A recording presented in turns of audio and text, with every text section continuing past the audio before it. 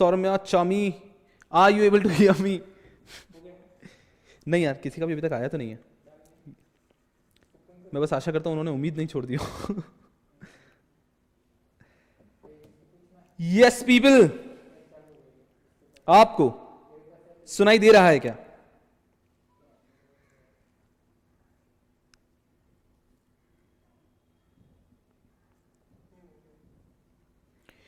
नहीं नहीं नहीं,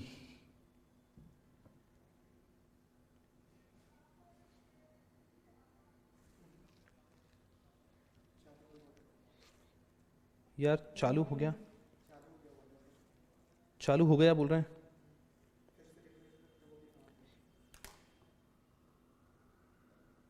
हाँ उन्होंने डाला है, प्लीज चेक।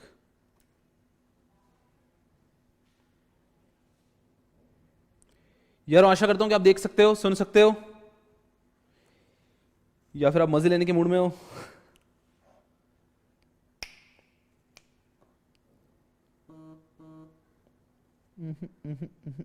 चालू हो गया यार बट एक भी बालक नहीं बोल रहा है यार, एक भी बच्चा नहीं बोल रहा है कि चालू हो गया, तो कोई तो कारण होगा।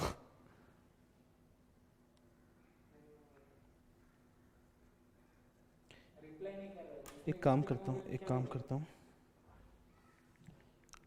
You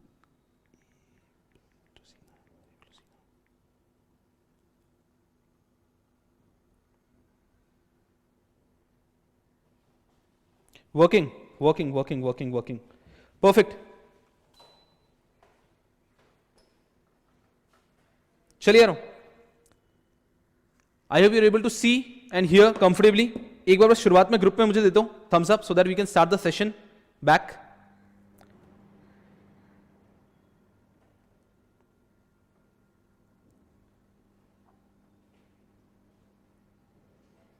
Is it working fine now? So we'll start the session, yaro. Is it working fine now? Is it? Is it? Is it?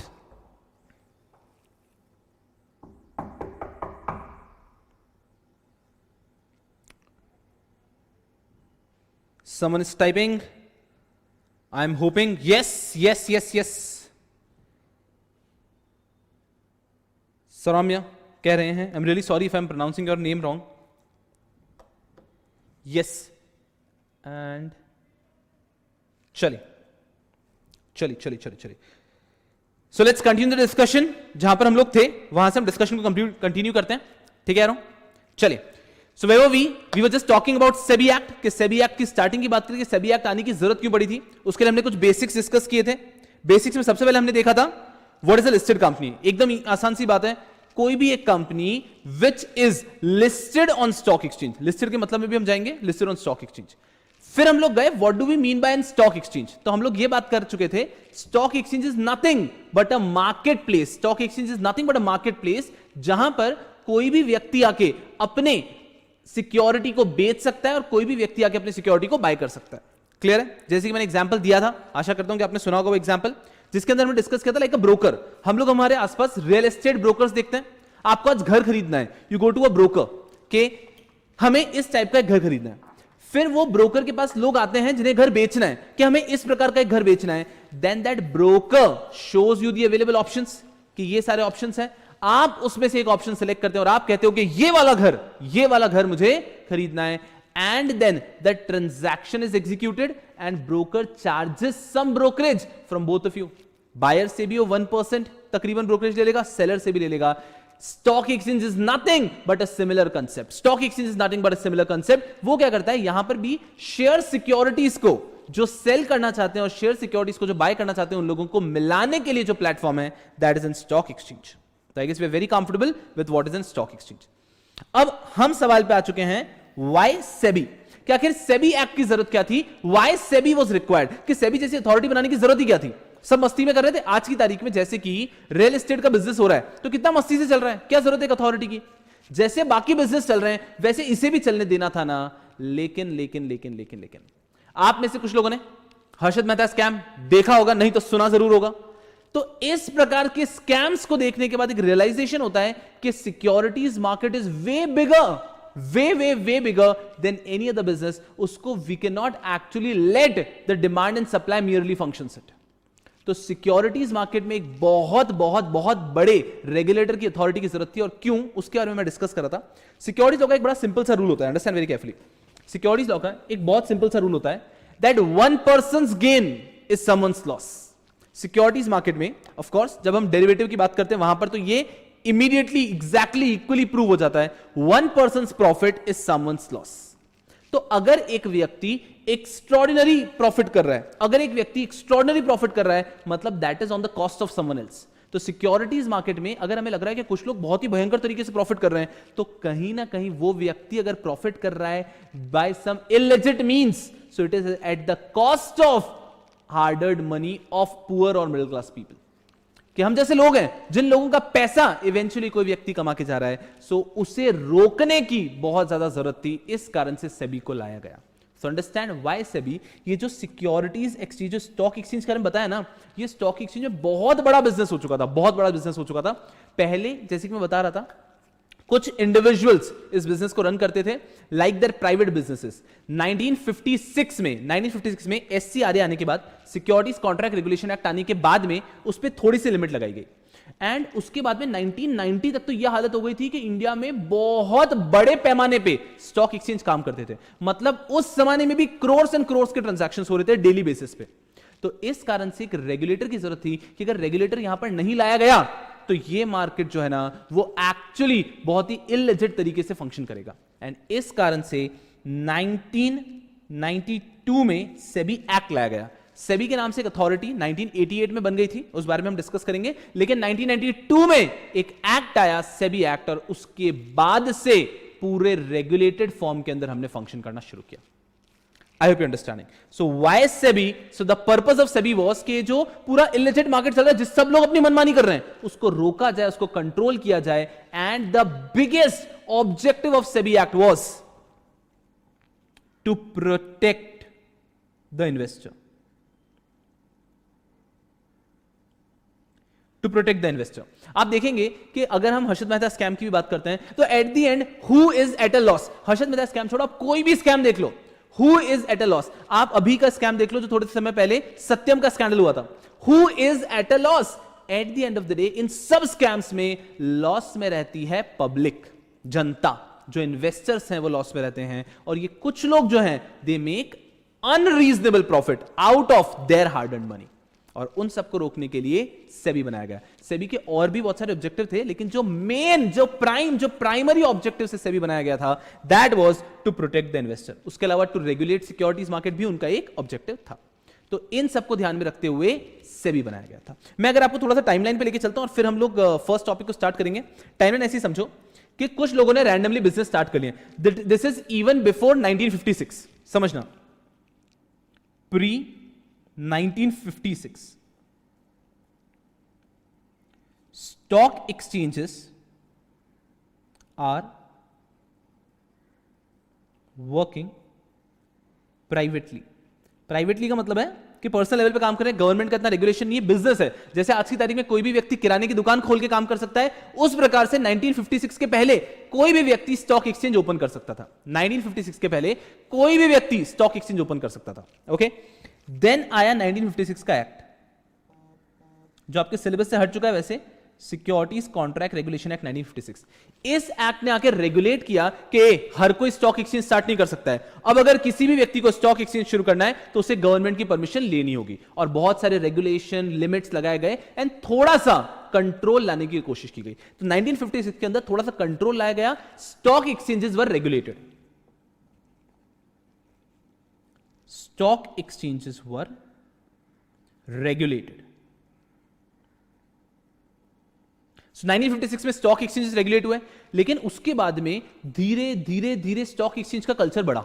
People started investing their money in stock exchange, और यहां से लेकर 1990 तक, 1956 से लेकर 1990 तक stock exchange बहुत बड़े पैमाने में इंडिया में फेमस हुआ।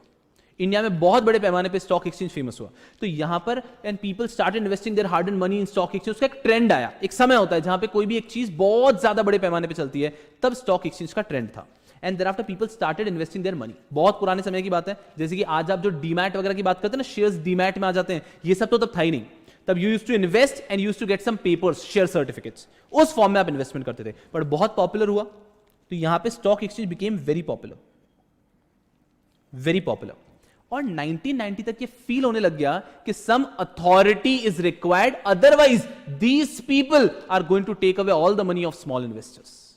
एंड एक नीड ऑफ अथॉरिटी आई, 1990 के पहले आ चुकी थी। इस दौरान नीड ऑफ अथॉरिटी, तब तक कोई स्ट्रिक्ट अथॉरिटी नहीं थी। आप वापस अगेन उन स्कैम्स में देखेंगे, स्पेशली हर्षद मेहता स्कैम्स में, तो तब समझ में आ रहा है कोई रेगुलेटर ही नहीं है ढंग से। आरबीआई है, बट सेबी के पास, सेबी के नाम पे जो अथॉरिटी, उनके पास कुछ पावर्स ही नहीं है, कुछ पावर्स ही नहीं है। तो यहां पे नीड ऑफ अथॉरिटी था। एंड 1992 में फाइनली सेबी एक्ट पास हुआ और अथॉरिटी हमारे सामने आई। सेबी एक्ट पास हुआ 1992 में। मैं आपको डिटेल में बताऊंगा कि सेबी एक्चुअली 1988 में आ चुका था, बट सेबी एक्ट 1992 में आया। अब इसके बारे में और बताता हूं। यहां पर अथॉरिटी आ गई, अब लोगों का विश्वास थोड़ा सा सिक्योरिटीज मार्केट में बनने लग गया। बस 5 मिनट का और basics and then we are going to start the chapter. यहां पर लोगों का इंटरेस्ट आया थोड़ा सा, then people started having some faith in securities market, because अभी तक तो ऐसा हो रहा था ना कि एक बहुत बड़ा वहां पे एक बार लॉस भी हो, क्रैश भी आ चुका था इस बीच हर्षद मेहता के टाइम पे।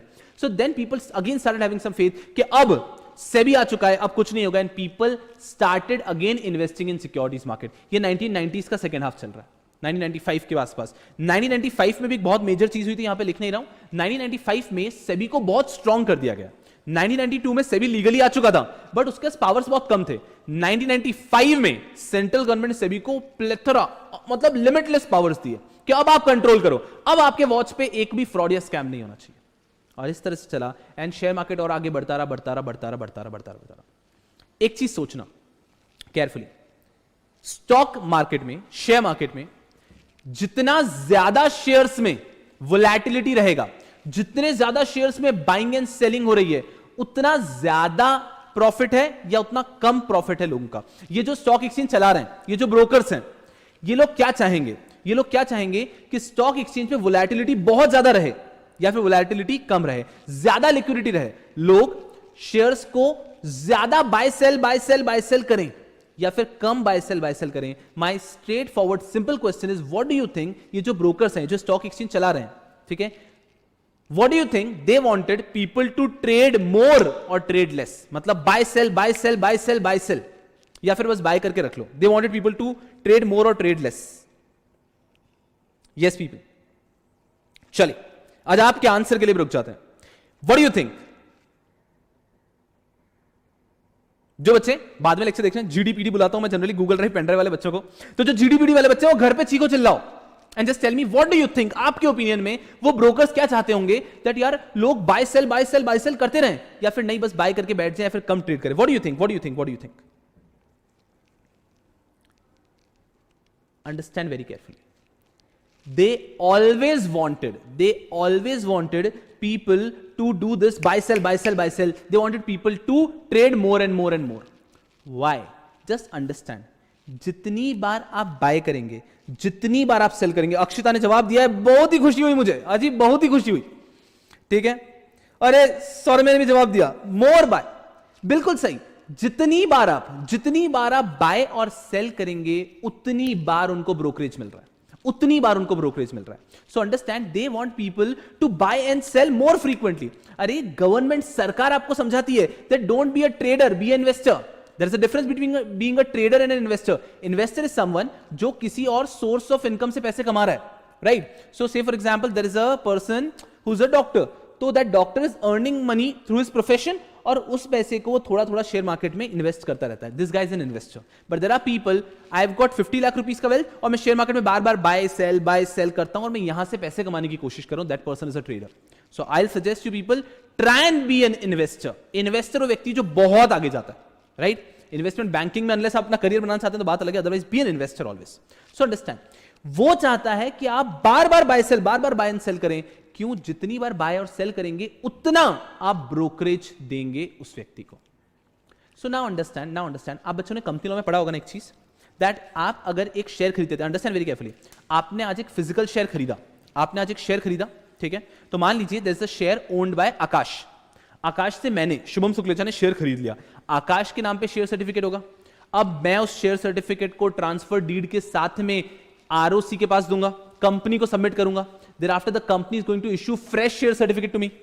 तो ये पूरा प्रोसेस आपने पढ़ा होगा ना, एंड जिसके अंदर मुझे 60 डेज में देना है, कंपनी 30 डेज के अंदर फ्रेश शेयर सर्टिफिकेट देगी. It is going to take some time. So यार ब्रोकर तो इस बीच दुखी हो रहा है ना, बिकॉज ये मुझे इतने दिन बाद मिलेगा, अब कहीं जाकर मैं शेयर्स को बेचूंगा. So brokers wanted a way out कि यार ये इतना समय लग रहा है, ऐसा नहीं, let's make it faster. And that is why I hope you understanding कि यहां पे स्टॉक एक्सचेंज बहुत ज्यादा पैमाने पे लोगों में पॉपुलर हो चुका है, बट अब ब्रोकर्स इसके अंदर यहां पे और ज्यादा ट्रेडिंग चाहते हैं. एंड उन्हीं मेजर लेवल को ध्यान में रखते हुए 1996 के अंदर डिपॉजिटरीज एक्ट वॉज इंट्रोड्यूस्ड. ये सर आप कुछ कहना चाहते हो क्या? कुछ भी नहीं, थैंक यू. हाँ, yes we will.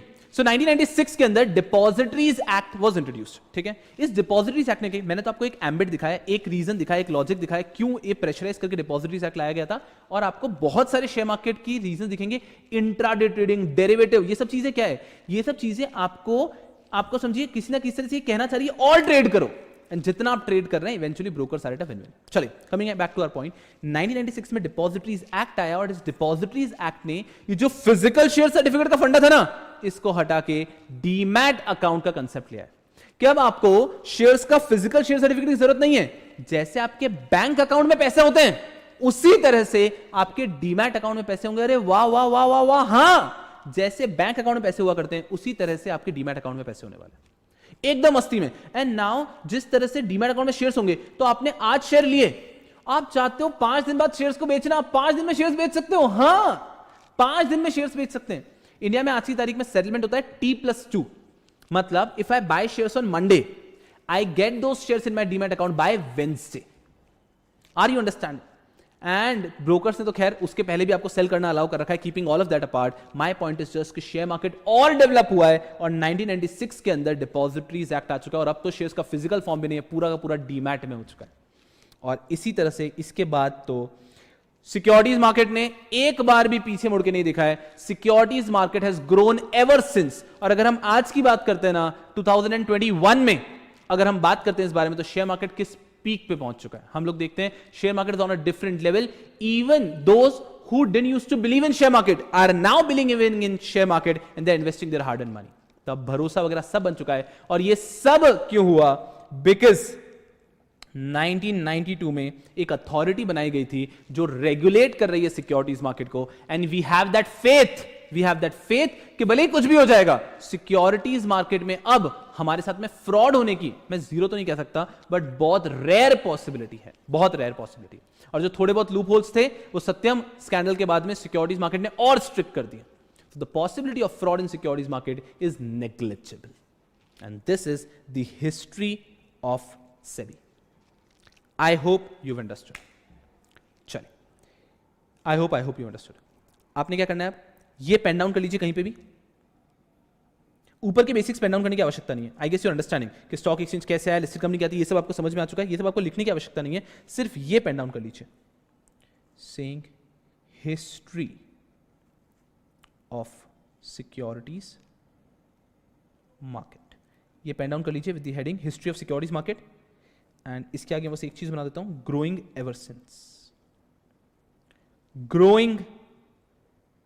Ever since.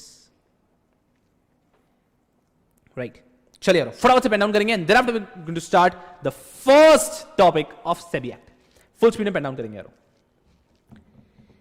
चलिए, मैं आशा करता हूं कि आपके पास एक नोटबुक रहती होगी, तो उस नोटबुक में आप ये पेन डाउन कर रहे हैं. ठीक है, चलो. और नोटबुक नहीं है तो आई गेस आपके नोट्स में भी एंड में जगह है, या फिर आप स्टिक नोट्स यूज करते होंगे आई गेस, तो आपकी तरीके से पेन डाउन कर लीजिए history of securities market. This is going to be really very helpful when you will be talking about securities market with anyone. मतलब आप समझिए, इट रियली डिपेंड्स. कल को आप अगर इंटरव्यूज में जाते हैं, आप ग्रुप डिस्कशंस में जाते हैं as a chartered accountant, so you might get any topic. So you need to have a fair idea how securities market in India has grown. Okay, चलिए, I just give you a minute, you pen it down and then we going to start. एक simple सा rule है यारो lecture का. तो जितने topics हम लोग साथ में पढ़ने वाले हैं, इस रूल का ध्यान रखिएगा कि मेरे लेक्चर में जब भी मैं लिख रहा हूं, आपने नहीं लिखना है. मेरे लिखने के बाद में मैं आपको समय दूंगा लिखने का, because when I am writing I am trying to explain certain things, right. तो मेरे लिखते समय आपको नहीं लिखना है, मैं आपको अलग से लिखने का समय देता हूं. तो I am waiting for a minute, आप पेन डाउन कर लीजिए and then I am to start. I am going to start the topic. Yup, trust me, you going to love it, you going to love it. मतलब कोई दो राय ही नहीं है that you going to, I am telling you going to fall in love with the topic. इतना प्यारा subject है, इतना प्यारा टॉपिक है. चलिए,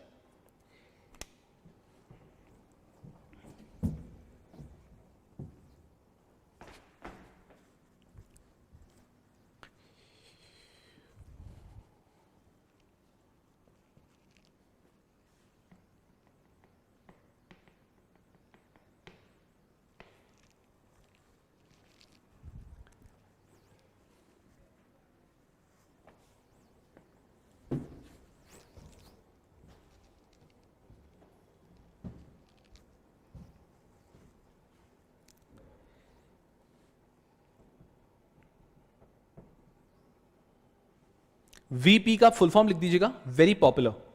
okay, when I am writing I have a very bad habit of writing abbreviations. Do not take that habit from me. Okay, कुछ और लो मुझसे, बट एब्रिविएशंस लिखने की आदत मत लो. एक जनरल बात बता रहा हूं, मतलब it's been a very long time since I have written my CA finals, लेकिन examiner would like anything you write but not abbreviations. Examiners को कभी भी एब्रिविएशंस पसंद नहीं होते हैं.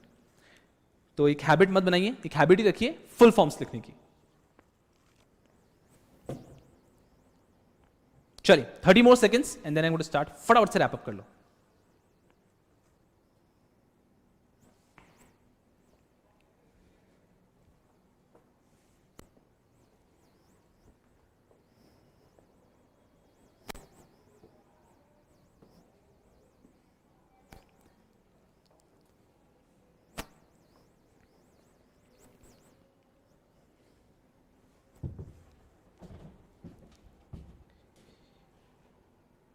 चलिए,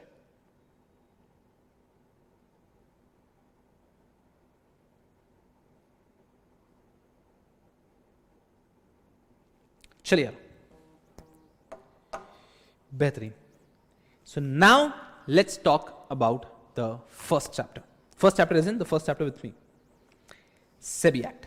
यार एकदम मस्ती से बैठना, एकदम. Now just sit back and relax. Now I am going to continuously speak for next 15 minutes and then आपसे बात करूंगा कुछ, ठीक है. 100% फोकस यहां पे.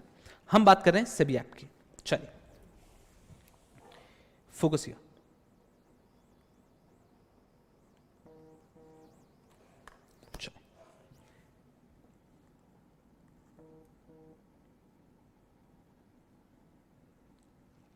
SEBI Act 1992. Okay, so this is the regulation, this is the act which we have to read. इसके बारे में थोड़ा सा जान लेते हैं पहले कि SEBI Act 1992 के बारे में क्या है. तो SEBI Act 1992, सबसे पहली चीज क्या, it came into force in 1992 as it is saying. Date लिख देते हैं 30th of January 1992. ठीक है, तो ये कब आया, ये आया था 30th of January 1992. एकदम मस्ती में, just be with me. Okay, I have a pattern of teaching, तो आपको 1, 2, 3 लेक्चर्स लगेंगे, then you will be very comfortable about it. ठीक है, just have patience for a while.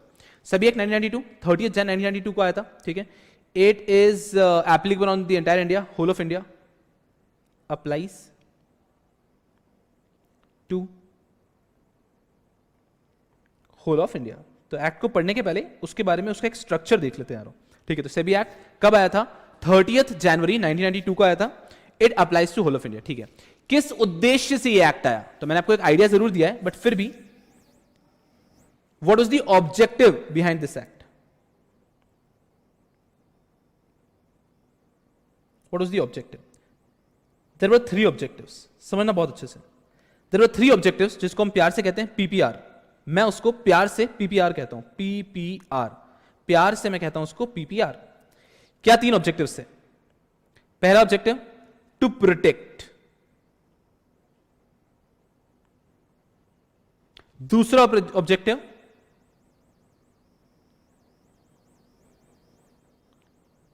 To promote, तीसरा objective to regulate.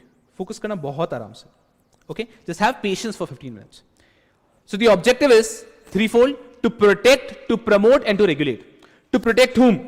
किसको protect करेंगे? हमने पहले भी देखा, we have to protect the investor, to protect the investor. तो सेबी एक्ट का ऑब्जेक्टिव है to protect the investor, okay, Thums up. To promote what? To regulate what? To promote securities market,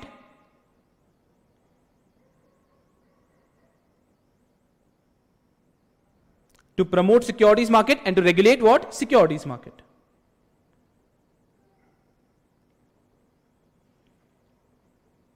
Okay, easy. So SEBI Act 30th January 1992 को आया था. It applies to the whole of the country, whole of India, and its objective is PPR, to protect, to promote and to regulate. ठीक है. SEBI Act का आने की एक और जरूरत थी, समझना ध्यान से. क्या जरूरत थी SEBI Act के आने की? ये आया था to consolidate all the laws relating to securities market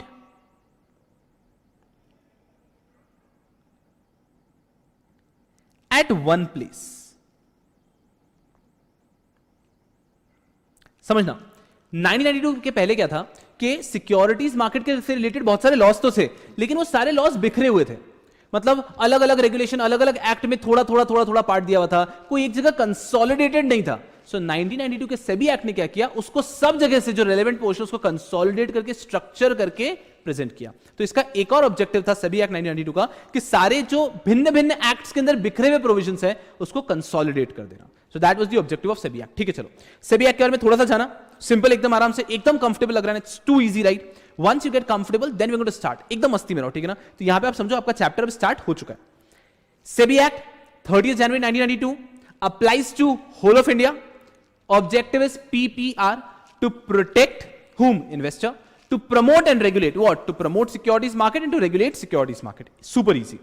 Then there is another purpose कि जो जो एक्ट थे, जो प्रोविजंस थे, वो बिखरे हुए थे, तो उसको एक जगह पे कंसोलिडेट कर देना. Way super easy up till here also. SEBI act ने एक अथॉरिटी को जन्म दिया था जिसको हम सेबी कहते हैं, securities and exchange board of India. SEBI act ने एक अथॉरिटी को जन्म दिया, that is SEBI, securities and exchange board of India. SEBI के बारे में थोड़ा सा जानते हैं, समझते हैं एकदम आराम से. सेबी के बारे में थोड़ा सा जानते हैं. SEBI was actually this body, this is the body, securities and exchange board of India. SEBI, this was actually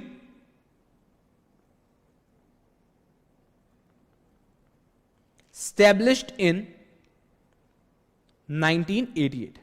जैसे कि मैं आपको बातों ही बातों में बता रहा था कि सेबी एक्ट 1992 में आया, बट गवर्नमेंट ने एक अपनी पावर का इस्तेमाल करते हुए 1988 में इमीडिएट इफेक्ट से सेबी को बना दिया था. सेबी 1988 में बन चुका था, बट उसके पास अपना एक्ट नहीं था. तो गवर्नमेंट ने अपनी पावर से सेबी को 1988 में क्रिएट कर दिया, but this was an interim creation. For the timing, temporary तरीके से क्रिएट किया था कि हम बहुत जल्द आपका एक्ट लाएंगे. तो it was established in 1988, but it got its legal mandate, जिसे कहते हैं ना लीगल मैंडेट. तो it got its legal mandate in 1992. I don't think इसमें कुछ भी सरप्राइज होने की बात है, बिकॉज सेबी एक्ट इन 1992 का है, तो इसका एक्चुअल जो एस्टैब्लिशमेंट क्रिएशन कह सकते हो 1992 का. एंड जैसे कि बातों बता रहा था, it became way more powerful. इसको बहुत सारी पावर्स मिली थी इन 1995. तो वो एक और ईयर है जो इसके लिए काफी इंपॉर्टेंट है. And it got various statutory powers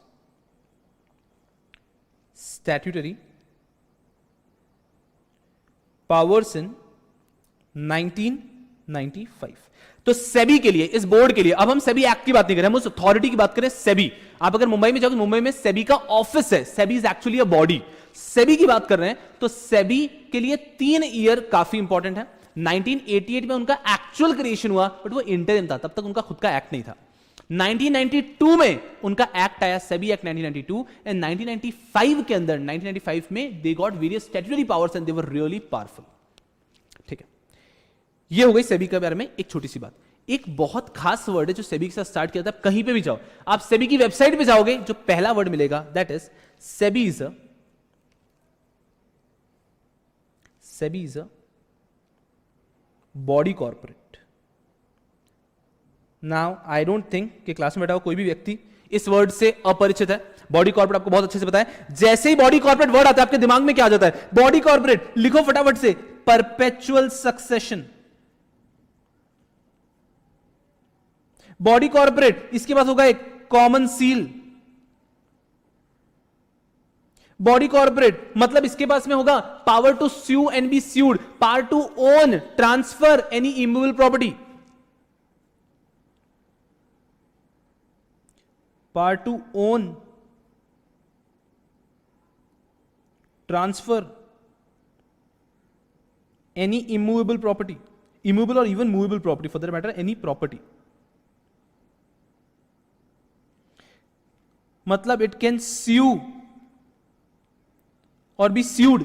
body corporate बोलते हैं, ये सारी चीजें दिमाग में आ जाती है। So SEBI is a body corporate, SEBI का अपना एक सेपरेट अस्तित्व है, तो SEBI is a body corporate. Okay, चलो, तो SEBI is a body corporate. Body corporate बोलती है ये सारी चीजें, मतलब ऐसा है कि ऑटोमेटिकली आ जाती है। ठीक है, अब ये भी अभी तक बहुत आसान चल रहा है, कोई बड़ी बात तो मैंने पढ़ाई नहीं अभी तक, आई थिंक इट्स वेरी इजी। अब आती है खास बात, सुनना मेरी बात को बहुत केयरफुली। अब जो मैं बोल रहा हूं थोड़ा सा खास है। अब मैं बात कर रहा हूं सेबी के बोर्ड के बारे में। सर सेबी के बोर्ड के बारे में मतलब understand,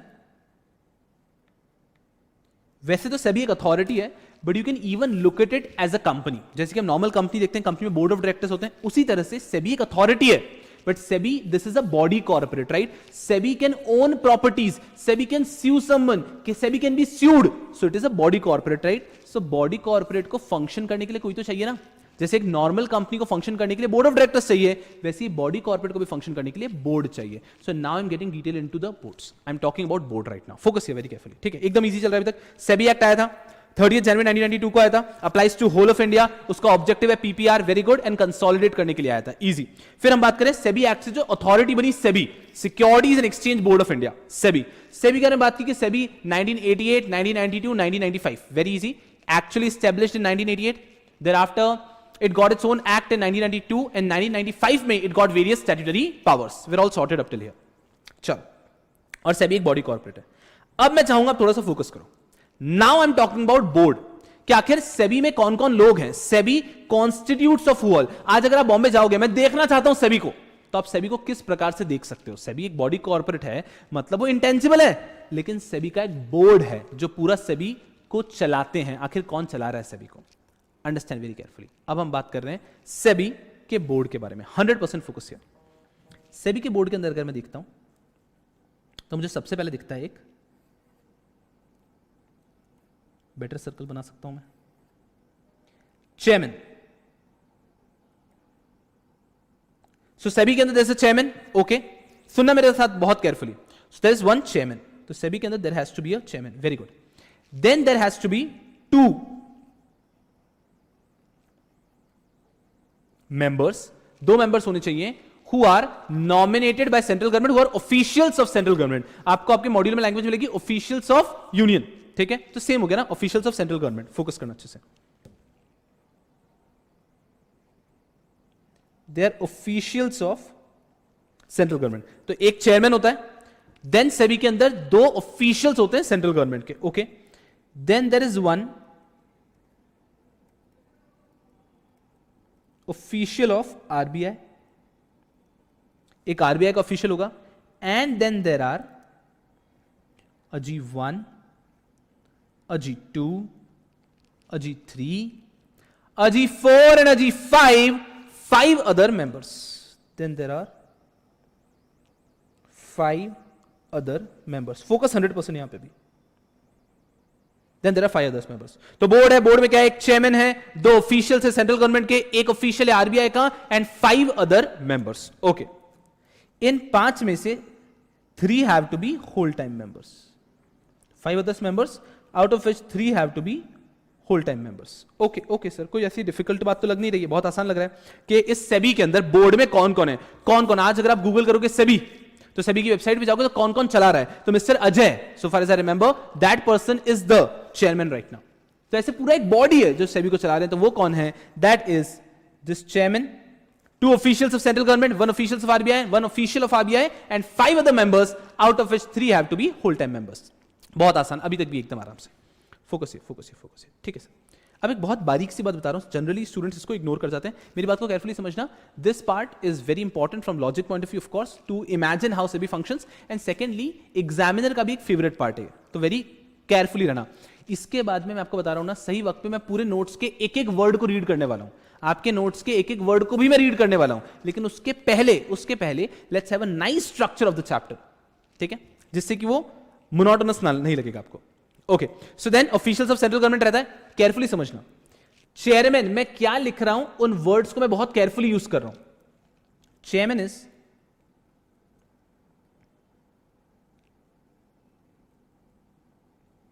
appointed by central government. These 5 other members, they are appointed by central government. Cool? Now understand very carefully. Official of central government, they are nominated by central government, and the official of RBI is nominated by RBI, ठीक है। ये अभी समझना अच्छे से, धीरे धीरे आपको समझ में आएगा कि क्यों इंपॉर्टेंट ये चीज को समझना। जो चेयरमैन है, the person is appointed by central government, the 5 other members at the end are appointed by central government. लेकिन ये जो 2 लोग हैं, they are nominated by central government. ये वो लोग हैं जो कंपनी से वगैरह का काम करते हैं ऑलरेडी, तो इनको सेंट्रल गवर्नमेंट नॉमिनेट करता है, जाओ तुम काम करो, और आरबीआई एक व्यक्ति को नॉमिनेट करता है, ठीक है। तो ये वर्ड को बहुत केयरफुली चूज कर रहा हूं मैं भी, और एक्ट ने बहुत केयरफुली यूज किया है, that when it comes to the chairperson and the 5 other members, chairperson, the 5 other members, the word uses appointed by central government, whereas for the 2 officials of central government and 1 official of RBI, the word uses nominated by central government and nominated by RBI. इसका relevance बाद में आएगा, मैं आपको बता रहा हूं। Normally जनता इसको बड़ा कैजुअली पढ़ के आगे बढ़ जाती है, पर यहां पे बहुत बड़ा रेलेवेंस है जो बाद में आएगा। चलो सिंपल, ठीक है, ये हो गया अपॉइंटेड बाय। सर, हम जानना चाहते हैं कि अगर हम बनना चाहते हैं चेयरमैन ऑफ सेबी, तो क्या हम बन सकते हैं क्या? तो पहली चीज तो मैंने आपको बताई अभी तक, अपॉइंटमेंट।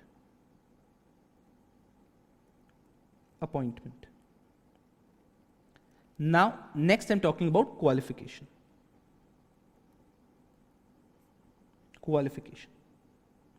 कि आखिर क्या क्वालिफिकेशन है अगर कोई व्यक्ति बनना चाहता है चेयरमैन या ऑफिशियल, इनमें से कोई भी चेयरमैन या मेंबर अगर बनना चाहता है। ये सब मेंबर्स ही हैं,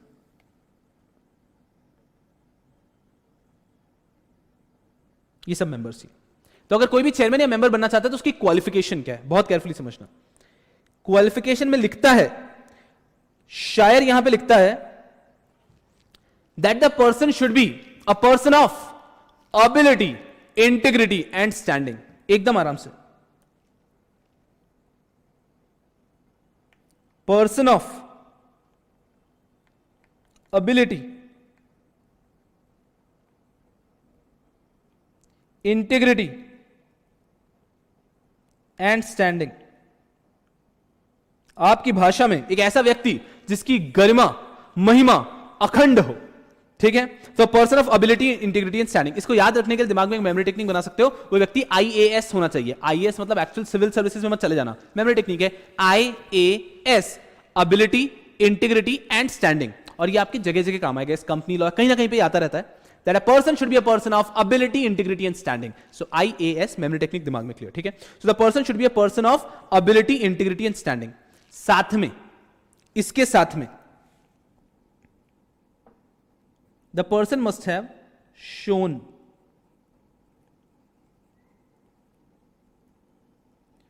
problem solving skills problem solving capacity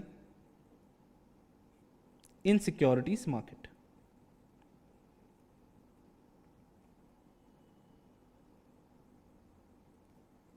तो एक ऐसा व्यक्ति जिसने प्रॉब्लम सॉल्विंग कैपेसिटी शो की सिक्योरिटीज मार्केट में, उस व्यक्ति को आप मेंबर या चेयरमैन बना सकते हो। तो मैं क्वालिफिकेशन बता रहा हूं जनरल, मेंबर और चेयरमैन सबकी, उस व्यक्ति को मेंबर और चेयरमैन बना सकते हो। A person who is a person of ability, integrity and standing as well as the person who has shown problem solving skills in securities market. Okay? मैं एक बार यहाँ पे देख लेता हूँ कि सब लोग मेरे साथ है ना, कोई गायब तो नहीं हुआ है। बहुत बढ़िया, सब लोग मेरे साथ में, ठीक है ना। चलो, बहुत ही अच्छी बात है। कभी कभी बीच बीच जब हाँ ना बोलते रहोगे ना तो बहुत हिम्मत बढ़ेगी, कवि की बहुत ही हिम्मत बढ़ेगी। तो गधों इधर आओ।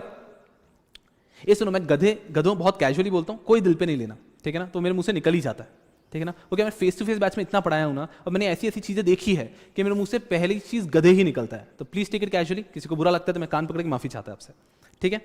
इधर आ जाओ। So person who has shown problem solving skills capacity in securities market. अरे बहुत ही बढ़िया, एक बालिका ने भेजा है यस सर, बहुत ही बढ़िया। या फिर और एक और ऑप्शन दिया ना कि मान लीजिए मैंने कोई प्रॉब्लम सॉल्विंग स्किल्स नहीं शो किए, मेरे सामने कोई प्रॉब्लम आई नहीं कभी, तो मुझे क्या कभी मेंबर या चेयरमैन बनाएंगे ही नहीं क्या? नहीं, एक और ऑप्शन है, या फिर और a person having special knowledge or experience, having special knowledge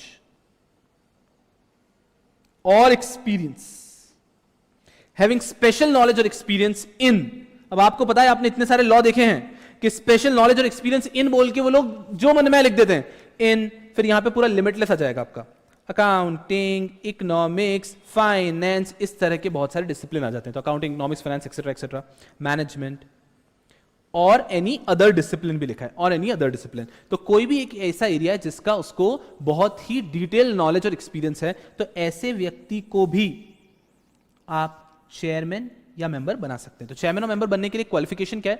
qualification is a person should be a person of ability, integrity and standing, ISAS होना चाहिए। A person should be a person of ability, integrity and standing. इसको civil service वाले IAS से relate मत करिएगा, ठीक है, जनता चप्पल से मारेगी, ठीक है। तो ध्यान रखना, IAS is a memory technique for you. So person should be a person of integrity, ability and standing, who has either shown problem solving skills in securities market, or the person is having special knowledge and experience in what, in accountancy, economics, finance and similar other disciplines. इनमें से किसी में भी उसके पास expert knowledge है तो चलेगा। तो ये हो गया क्वालिफिकेशन। चल, बहुत अच्छी बात है। सर टेन्योर बताओगे क्या? क्या अगर मान लो आज मैं किसी तरह से चेयरमैन बन गया तो मेरा टेन्योर क्या होगा? मैं अगर मेंबर बन गया तो मेरा टेन्योर क्या होगा? पहले मेंबर और चेयरमैन का टेन्योर अलग हुआ करता था, बट कुछ समय पहले, उस बात को भी 2-2.5 साल हो गए, अमेंडमेंट लाके इनका टेन्योर सेम कर दिया गया, ठीक है। What is the tenure? The term is 5 years। तो अगर आज आप अपॉइंट हुए तो your tenure is going to be 5 years, ठीक है। बट यहां पे एक और चीज है, मैक्सिमम एज का रेस्ट्रिक्शन है। मैक्सिमम एज इज 65, ठीक है। So the term is 5 years and of course a person is eligible to be reappointed, eligible to be reappointed. कहने का मतलब है कि अगर एक व्यक्ति आज मेंबर है, 5 साल हो गए, तो 5 साल के बाद भी वापस मेंबर बन सकता है। तो person is eligible to be reappointed, but there is a maximum age. अगर एक व्यक्ति की मैक्सिमम एज टच हो गई, 65 years की मैक्सिमम एज टच हो गई, तो thereafter he can not continue to be a member. तो मान लीजिए आज मेरी एज थी 63 और मुझे बना दिया गया मेंबर, तो मैं 2 साल के लिए काम करूंगा, क्योंकि 65 से ज्यादा मैं काम नहीं कर सकता। आज मेरी एज थी 60, मुझे बना दिया गया मेंबर और चेयरमैन, मैं 5 साल तक काम करूंगा, बट फिर मैं रीअपॉइंट नहीं हो पाऊंगा। सर बट अभी तो आपने बोला एलिजिबल टू बी रीअपॉइंटेड। अरे बट इन सबसे ओवरराइडिंग चल रहा है, सबसे ऊपर चल रहा है the maximum age has to be 65, उससे ज्यादा नहीं होगा। तो अगर मेरा एज 55 है और मेरे को आज अपॉइंट किया, तो मैं 5 साल के लिए काम करूंगा, I am eligible to be reappoint for another tenure, मैं 5 साल और काम कर सकता हूं। But thereafter once I attain the age of 65, thereafter I can not be appointed. बहुत आसान, बहुत आसान। क्लियर है यहां पे हम लोग? ठीक है। चलो, ये कुछ जनरल बात हो गई about the members. So I guess it's pretty comfortable, कोई परेशानी की बात नहीं है। चलो, ये बोर्ड के बारे में मैंने आपको बताया कि सेबी के अंदर जो बोर्ड है, अभी तक हम कहां तक पहुंच चुके हैं डिस्कशन में। एकदम मस्ती से बने रहना, मैं आपको समय दूंगा, बिल्कुल समय दूंगा, मुझे बोलने दो। बहुत दिनों से मैं घर बैठा था, मुझे बोलने दो। सेबी एक्ट की बात करें, सेबी एक्ट 1992 से हमने शुरुआत की। सेबी एक्ट 1992 के बारे में हमने कुछ देखा कि वो 30 जून 1992 30 जून 1992 30 जनवरी 1992 पे आया. Thereafter it applies to the whole of India. Thereafter उसका ऑब्जेक्टिव क्या है? PPR, to protect investor, to promote and regulate securities market. Wonderful. उसके बाद में हमने देखा, अगर आगे जाके देखते हैं कि एक और चीज हुई थी जिसके कारण ये एक्ट लाया गया, to consolidate. तो अलग अलग भिन्न भिन्न एक्ट में प्रोविजंस थे, तो उसको कंसोलिडेट करके सेबी एक्ट में लाया गया. उसके बाद हम देखते हैं सेबी के बारे में कुछ. अब सेबी एक्ट से सेबी पे आए. अथॉरिटी कौन है? सेबी. 3 इंपॉर्टेंट ईयर्स हैं, 1988, 1992 and 1995. 1988, 1992 and 1995. It was established in 1988. It got its legal mandate. Act कब आया? 1992 and lastly 1995 में it got various more statutory powers. उसके बाद हम आए इसके बोर्ड पे कि सेबी का बोर्ड है ना, उसमें कौन कौन है बता दो हमें. तो उसमें आता है एक चेयरमैन एंड वेरियस मेंबर्स. तो 1 chairman, thereafter 2 officials of central government, 1 official of RBI and 5 other members, out of whom 3 has to be whole time members. Wonderful. Chairman appointed by central government, 5 other members appointed by central government, 2 officials nominated by central government and 1 official nominated by RBI. बहुत आसान. फिर हमने देखा कि यार इनका qualification क्या है. इनमें से कुछ भी अगर आपको बनना है, you should be a person of ability, integrity and standing, IAS होने चाहिए, and you must have shown some problem solving skills in securities market, और you have special knowledge and experience in the requested disciplines. बहुत आसान. Sir tenure कितना होगा? अजी एक बार आप सेबी पे आ गए, 5 साल के लिए काम करो. सेबी पे आना मतलब आप वापस बैकग्राउंड में आओ. क्या है? ये अथॉरिटी है जो इंश्योर करेगी कि शेयर मार्केट में, सिक्योरिटीज मार्केट में कुछ गलत ना हो. तो एक बार इस अथॉरिटी के वहां पर आप आ चुके हो, तो आप कम से कम तो ऐसा कुछ नहीं, आप निकाले भी जा सकते हो, लेकिन 5 साल के लिए काम करेंगे. You are eligible to be reappointed, but only up till you attain the age of 65. चलो फोकस करना अच्छे से.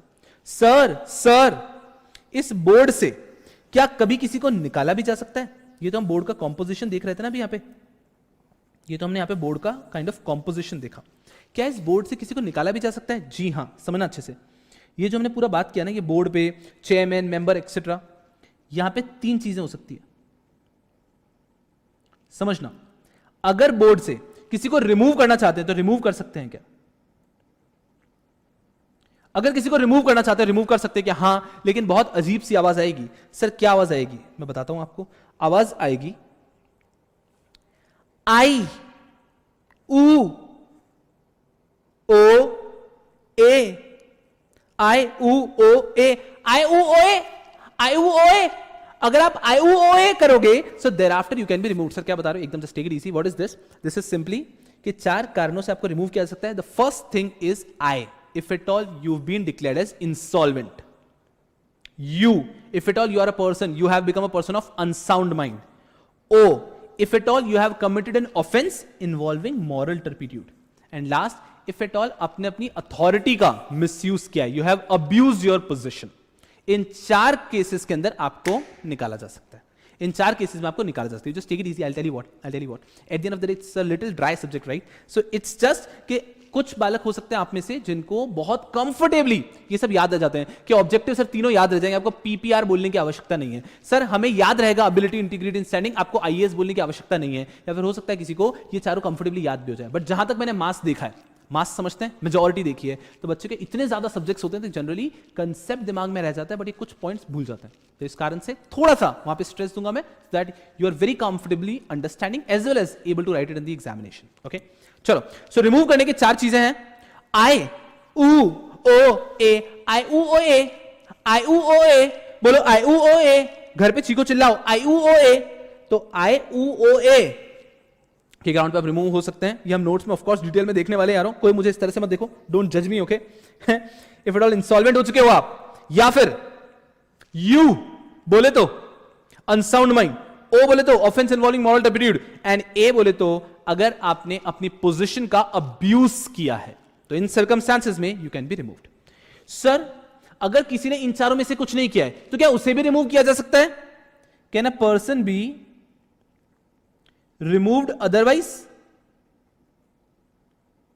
Yes, otherwise also person can be removed, लेकिन उसके लिए आपने उसको 3 मंथ का नोटिस देना होगा या फिर 3 मंथ की सैलरी देनी होगी। या तो उसको 3 महीने का नोटिस दे दो कि बेटा जी हम आपको निकालना चाहते हैं, 3 महीने बाद आप छोड़ दीजिएगा, आपको निकाला चाहता है, 3 महीने तक वो काम करेगा फिर छोड़ेगा।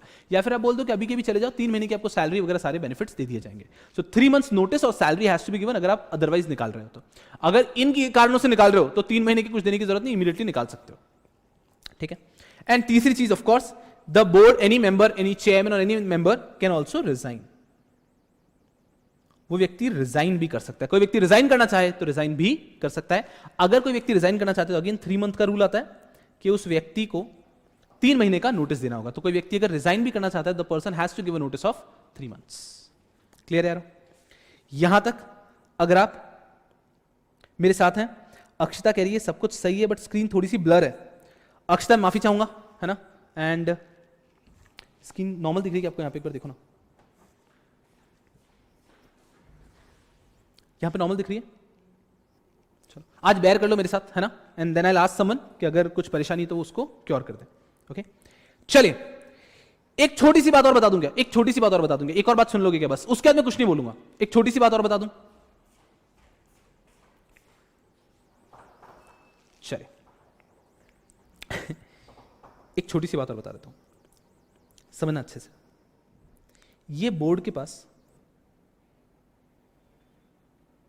ये जो बोर्ड है ना, इसका ड्यूटी क्या है, पर्पस क्या है कि जो भी सेबी के मैटर्स हैं वो सभी बोर्ड डिसीजन लेगा ना। एक कंपनी में जो डायरेक्टर्स होते हैं, एक कंपनी के अंदर बोर्ड ऑफ डायरेक्टर्स होते हैं। बोर्ड ऑफ डायरेक्टर्स की ड्यूटी क्या होती है कि कंपनी के जो भी मैटर्स हैं वो संभालें। तो उसी तरह से बोर्ड की, जो बोर्ड है ना, ये जो हमारा चेयरमैन और मेंबर ये सब मिलकर जो सेबी चलाने वाले हैं, इनकी ड्यूटी क्या है? They have a basic duty to take care of all the matters which have to be taken care of by SEBI. बिल्कुल सही है। So they have a duty to decide on all the matters. They have a duty to decide on all the matters.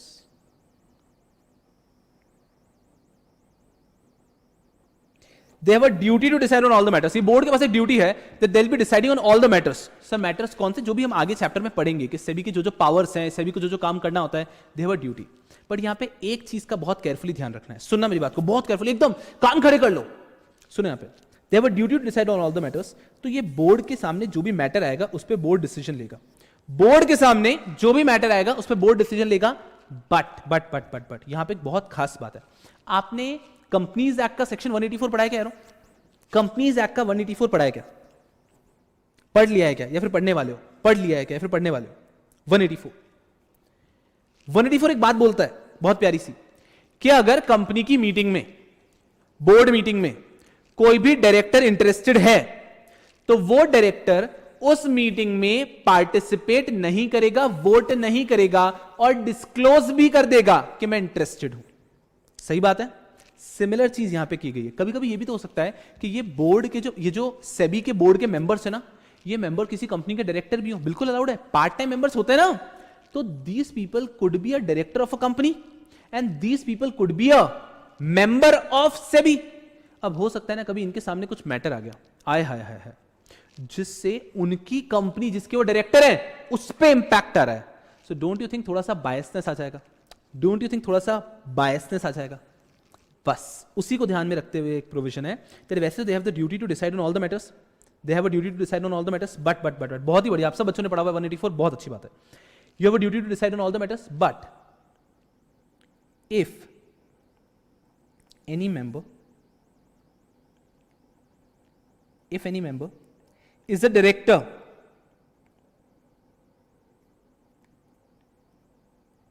of any company and is interested in the matter before SEBI,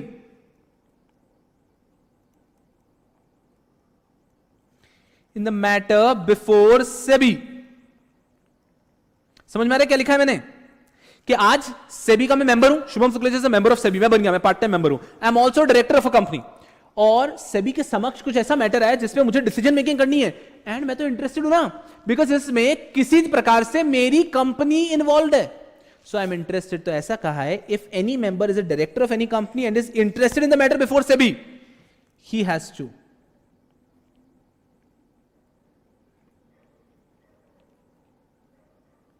member has to disclose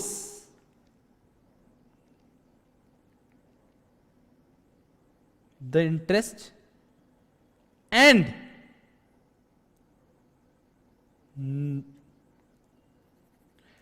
has to disclose the interest, अपना interest disclose करना है, and not to participate, और उसके बाद से वो decision making में participate नहीं करेगा. I think this is something very obvious, but of course एक प्रोविजन तो मैं आपको बता सकता हूं, इससे आपको बहुत बढ़िया सी सुगंध आएगी 184 की.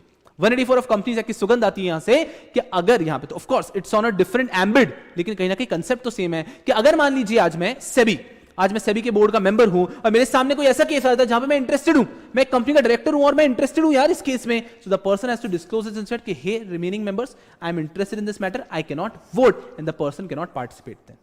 आई think it's very logical. I think it is very logical.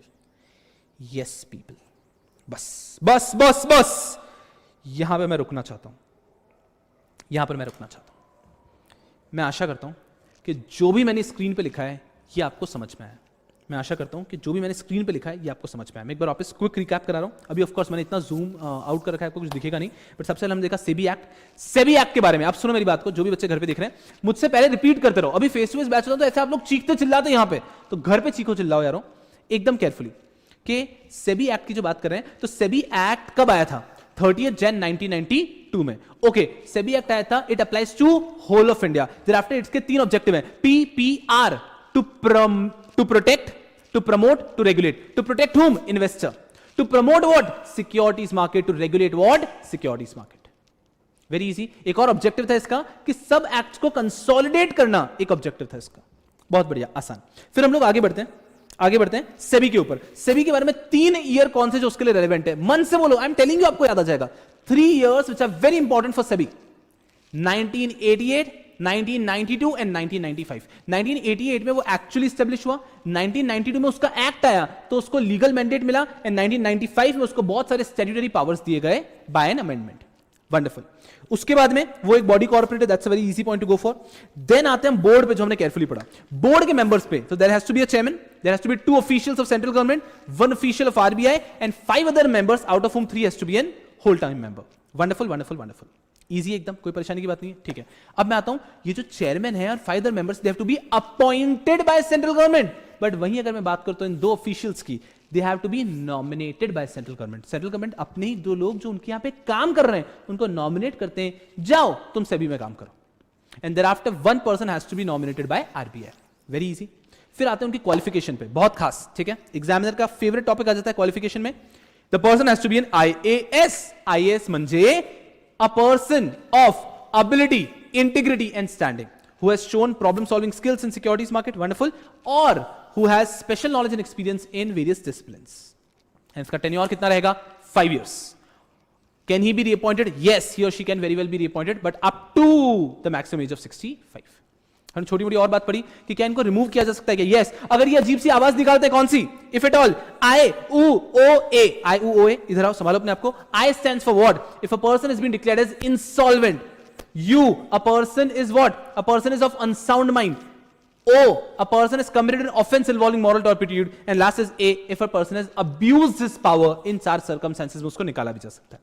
Sir अगर इनके अलावा निकालना चाहते हैं तो आप 3 मंथ नोटिस या 3 मंथ सैलरी देके निकाल सकते हो. सर कोई व्यक्ति रिजाइन कर सकता है कि यहां से? Yes, 3 month rule again, 3 month का आप नोटिस देके रिजाइन कर सकते हो. सर अगर कभी ऐसा हो चुका है कि I am a member of SEBI और मेरे सामने एक ऐसा मैटर आया है, मेरे समक्ष एक ऐसा मैटर है जहां पे I am interested, I am also director of a company, and उस कंपनी से रिलेटेड मैटर आया, उसकी सिस्टर कंसर्न, उसकी होल्डिंग सब्सिडी से रिलेटेड मैटर आया है, क्या करना होगा? I have to disclose the interest, I have to disclose the interest, and then I cannot participate in the meeting.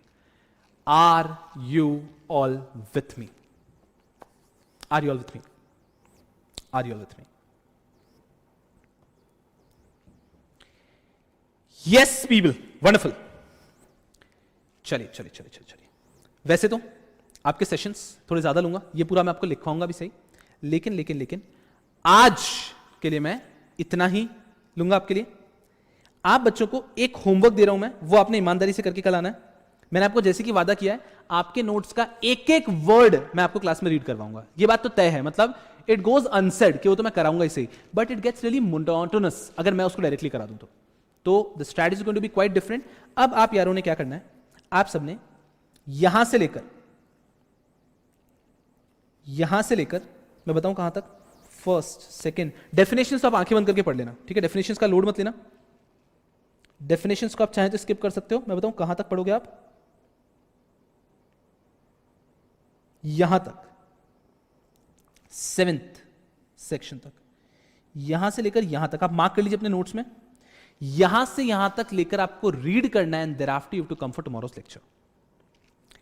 Is that doable people? I am telling you ना, you have to develop a manner of reading in which you'll fall in love with law subjects. You'll fall in love with law subjects. I'll tell you, मतलब एकदम slightly about myself, जैसे कि बता रहा था, 2014 में I completed my CS, 2015 में I completed my chartered accountancy, 2016 में I completed my LLB from ILS Law College, and 2017 में I completed my LLM.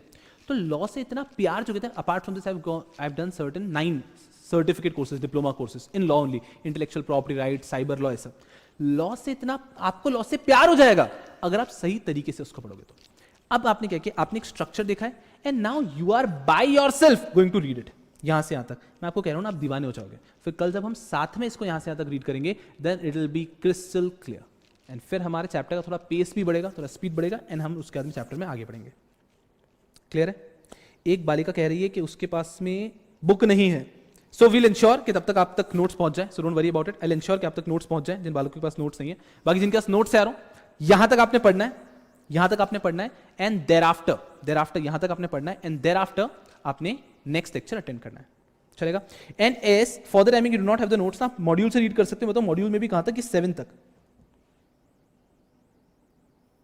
Module से भी अगर आप पढ़ना चाहेंगे ना तो मॉड्यूल से आप पढ़ सकते हैं। I am not able to highlight in the module, पर मॉड्यूल में भी यहीं तक 7 तक, ठीक है? ये आपको दिख रही है हेडिंग यहां तक। हाँ, मॉड्यूल में मैं हाईलाइट नहीं कर पा रहा हूं, ये यहां तक आपको पढ़ना है मॉड्यूल के अंदर। तो if you do not have the notes, module से पढ़ लो, but I believe you will have the notes.